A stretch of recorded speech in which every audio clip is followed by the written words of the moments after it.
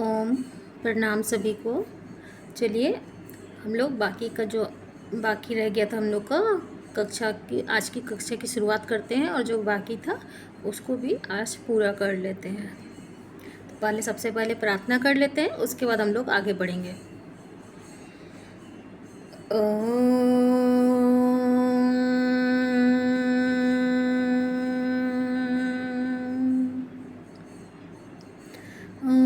सङ्गच्छत्वं संवदत्वं संवो मनांसि जानतां देवाभागं यथा पूर्वे सञ्जनानाम् उपासते सञ्जनानाम् उपासते।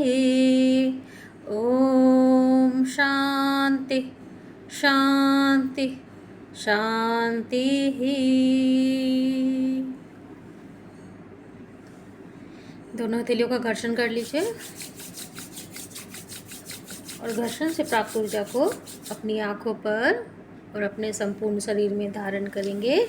माता पिता और गुरुदेव को प्रणाम करते हुए कोमलता से अपनी आँखें खोलेंगे। सभी को प्रणाम, सभी को ओम।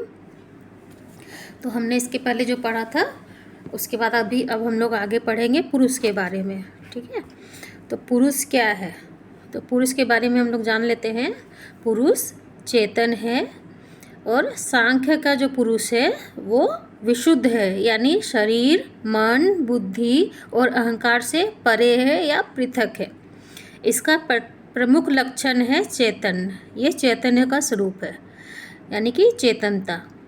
पुरुष को चेतनता जो है वो तीनों अवस्थाओं में बनी रहती है, चाहे वो जो भी, जैसे कि 3 अवस्थाएं होती हैं, जागृत, स्वप्न और सुषुप्ति। तीनों अवस्थाओं में पुरुष चेतन ही रहता है। उसका चेतन तत्व इन तीनों अवस्थाओं में भी बना रहता है, अर्थात सदा के लिए वो चेतन तत्व ही रहता है। न्याय दर्शन क्या कहता है, यहाँ पे सब देख लेंगे थोड़ा सा कि न्याय दर्शन क्या करता है। कहता है कि यह कहता है कि चेतना जो है आत्मा में वो इसका स्थायी लक्षण नहीं है, लेकिन सांख्य कहता है कि पुरुष की चेतना स्थायी होती है। न्याय चेतना को आत्मा का गुण बताता है, लेकिन सांख्य चेतना को स्थायी कहता है। यह इसे लक्षण कहता है पुरुष का, और सांख्य का पुरुष निस्त्रेय गुण्य है, यानी निवत्ता त्रिगुण्य, मतलब 3 गुणों से परे। सत्व, रजस, तमस, ये 3 गुण होते हैं ना, तीनों गुणों से वो परे है। तीनों गुणों से वो ऊपर है, तीनों गुणों से रहित है। सांख्य का जो पुरुष है वो इन तीनों गुणों से रहित है और तीनों गुणों से परे है, ठीक है। तो कौन है सांख्य का पुरुष, कौन है? वह तीनों गुणों से क्या होता है, प्रभावित नहीं होता है, लेकिन जब प्रकृति से जुड़ता है, जो पुरुष है वो जब प्रकृति यानी कि जड़ से जब जुड़ जाता है तब वो क्या बन जाता है, उसकी आइडेंटिटी जो हो जाती है वो क्या हो जाती है, वो प्रकृति को ही अपनी आइडेंटिटी मानने लग जाता है।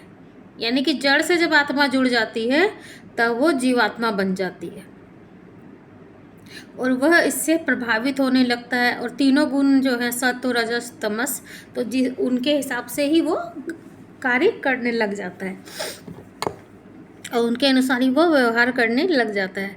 कभी सात्विक व्यवहार करेगा, अगर सत्वगुण की अधिकता हो जाती है तो सात्विक व्यवहार करेगा, रजस गुण की अधिकता हो जाएगी तो राजसिक व्यवहार करेगा, और तमस गुण की अधिकता हो जाएगी तो तामसिक व्यवहार करेगा। तो पुरुष जो है वो क्या है, अकर्ता है। वेदांत भी आत्मा को अकर्ता ही मानता है। पुरुष जो वेदांत में आत्मा जिसको कहा है उसको वेदांत भी अकर्ता मानता है, सांख्य भी पुरुष को अकर्ता ही मानता है। लगभग सभी दर्शन यही कहते हैं, जितने भी दर्शन भारतीय दर्शन हैं लगभग सभी यही कहते हैं। कुछ एक मतलब इससे अलग उनका अलग मत हो सकता है, लेकिन मतलब मैक्सिमम समझिए कि यही कहते हैं। लेकिन माया के कारण या जड़ के कारण कर्ता जो है, यानी कि मैं का भाव, मैं कर रहा हूँ, ये मैंने किया, वो मैंने किया, उसको मैंने ऐसे करने को कहा, मतलब अपने मैं का जो भाव होता है वो माया के कारण या जड़ या प्रकृति के कारण ही आ जाता है। तो पुरुष का मूल स्वभाव कैसा है? अकर्ता का। वो मतलब हर गुण से वो मतलब परे होता है, तीनों गुणों से, लेकिन और अकर्ता होता है। वो क्या होता है? दृष्टा होता है ना, तो वो सिर्फ देखता है, वो करता कुछ भी नहीं है। लेकिन जब वो प्रकृति से जुड़ जाता है तब वो उसके अंदर जो है वो कर्ता का भाव आ जाता है। जैसे भगवत गीता में भी होता है ना कि मैं का भाव जब आ जाता है तो पुरुष में क्या हो जाता है? अहंकार उत्पन्न होता है ना, वैसे ही। तो पुरुष का मूल स्वभाव ही अकर्ता है, इसको प्रकृति ने कर्ता बना दिया। इसे सुख दुख प्रभावित नहीं करते। पुरुष को जो है वो सुख दुख प्रभावित नहीं करते हैं, यह इनसे परे है। वेदांत भी यही कहता है कि आत्मा भी प्योर प्रकाश है। आत्मा क्या है? प्रकाश है, प्योर, एकदम शुद्ध। और माया के प्रभाव में आने के बाद ही वह सुख और दुख का अनुभव करने लगता है। प्रकृति हमने पढ़ा था कि जड़ है, और प्रकृति से जुड़ने के कारण उनके तीनों गुणों का प्रभाव हम पर होता है और हम भी उसी प्रकार व्यवहार करते हैं, है ना। तो जिस वजह से हमारी आत्मा जो है वो क्या हो जाती है? मैली हो जाती है, मतलब वो शुद्ध नहीं रहती।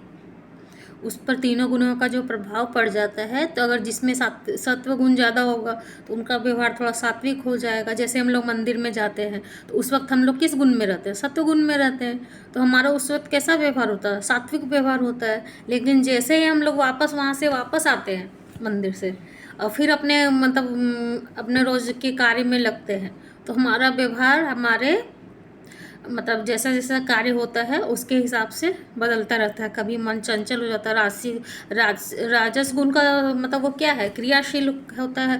तो रजस गुण के कारण हम लोग का मन जो है चंचल हो जाता है। कभी एक पल में हम लोग खुश है, कभी एक पल में उदास है, कभी किसी पे क्रोध कर दिया, कभी किसी पर प्यार लुटा दिया, ऐसा हो जाता है। तमस गुण के कारण क्या होता है? हम लोग क्या होता है? मूढ़ बुद्धि के हो जाते हैं। तमस गुण के हमें आलस्य आ जाता है, निद्रा आती है, ये सब होता है ना। तो वैसे ही प्रकृति के कारण जो तीनों गुणों के कारण, प्रकृति के तीनों गुणों के कारण हम लोग प्रभावित होते हैं। तो जब सत्व का प्रभाव होता है तो बाकी दोनों गुण दब जाते हैं। इसी तरह जब किसी एक गुण का प्रभाव जब बढ़ता है तो बाकी के दो गुणों का प्रभाव क्या हो जाता है? दब जाता है।